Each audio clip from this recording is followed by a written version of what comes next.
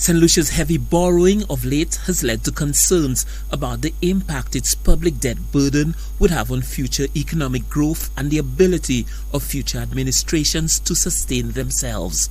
A nation's debt to gross domestic product (GDP) ratio is an important indicator of its creditworthiness and, to a large extent, its viability. The rule of thumb for international financial organizations is that a nation's debt to GDP ratio should be below 60%. But according to the latest assessment of the Caribbean Development Bank, St. Lucia's debt to GDP ratio stands at more than 100%. Prime Minister Alan Chasney, in a call Monday to Radio 100's popular morning program Out Goes In, acknowledged St. Lucia's debt to GDP ratio is high, but placed it at closer to 90%.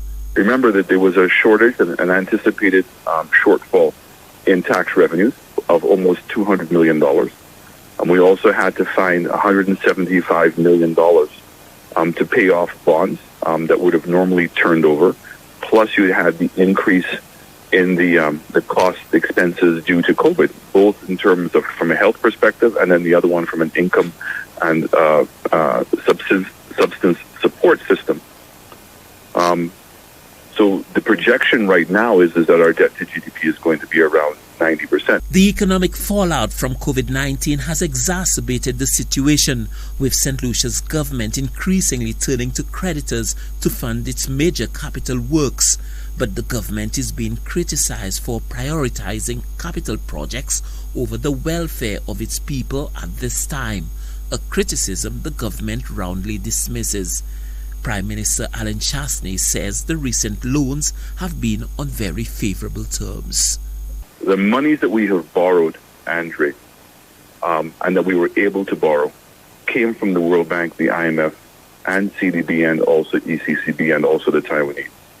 We were very fortunate, one, to have access to those resources, but even more importantly, they are extremely concessional. So the World Bank and the IMF monies are 40-year loans with a 10-year moratorium at a 0.5% interest.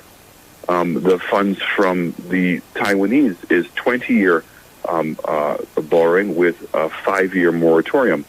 Why is that important? Because it means it gives the country some space to recover its economy and regain its GDP and probably even exceed its current GDP before it has to start commencing to repayment the principal of those loans. And plus, you're talking about a 0.5%. So we know that the country can afford to have taken on the loans, but the statistic of debt to GDP, which is being used for the credit rating of the country, can be problematic. The debate over the recent rise in government borrowing centers on St. Lucia's capacity to pay back, the impact of the indebtedness on future growth and viability, and the purpose and management of the debt.